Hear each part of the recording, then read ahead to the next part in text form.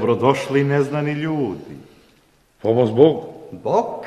Nisam ja Bog. Bog je gore. Ja se ispričavam. A vi? Koji ste?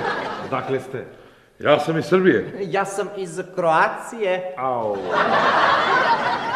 Balkan, a?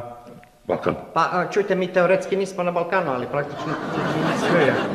Kad se ovdje pojavi neko s Balkana, mi ga direktno šaljemo pravo u pakao. Pa, šta ćete? Naređenja od ozgo.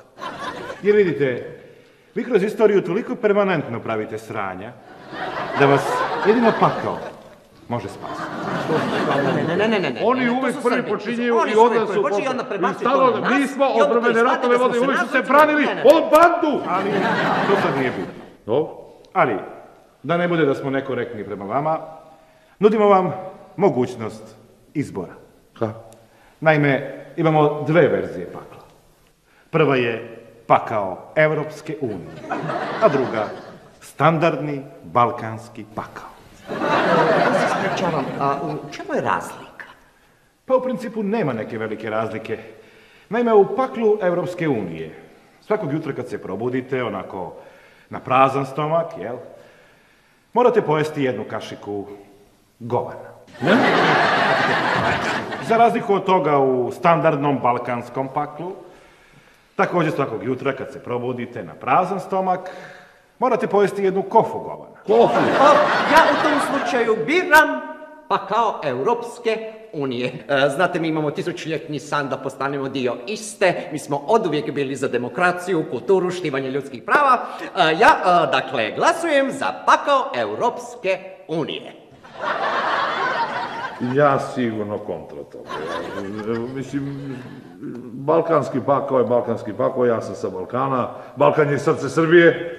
Tamo su moji preci, tamo su moji drugovi, moji prijatelji. Iako moram da jedem kofu govana svaki dan, ješće sa mojim ljudima. Pa makar bila kofa, makar bio kontejner kofa. Biram balkanski pakao. Dobro. Da li je to vaša konačna odluka? Je? Jeste. E pa, u tom slučaju...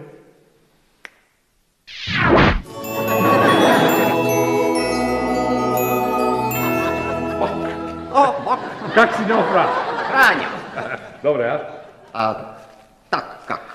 Kako ti je u tom evropskom paklu? Pa, čuj. Ujedinjena Evropa, ujedinjeni pakao. Samo da ti kažem ako među nama tu i nema neke velike razlike između onog dok sam bio živ i ovog sada. Mislim, sve je isto, demokracija, poštivanje ljudskih prava. Dobro. Samo ti kažem, ubi me ona žlica govana svako jutro. To ti je da se ispovrne utroba van. Ne moram ti opisati kakav je to osjećaj svako jutro jesti govno. I onda ti taj ukus ostaje u ustima, ne možeš ga isprati cijeli dan. I kad dođe večer, na trenutak zaboravim, ali već sljedećeg trenutka setim da me ta žlica čeka ujutro i tako svakoga dana, nanovo. Mogu zamisliti kak je tebi u tom tvom balkanskom paklu i sa punom kofom govana. Ne, ja ta govna nisam ni probao. Kako nisi probao? A žlica kofa? Ma kakva kofa nisam je vidio uopšte. Pa možeš misliti kako je kod nas na Balkanu. Jednog jutra nema kofa, drugog jutra nema govana, trećeg jutra štrajku ovi što donose govna, ovi nosači govana, tako da, brate, ja ne znam kako to nikada. Nego, hajde ti kod nas, bre. Hajde.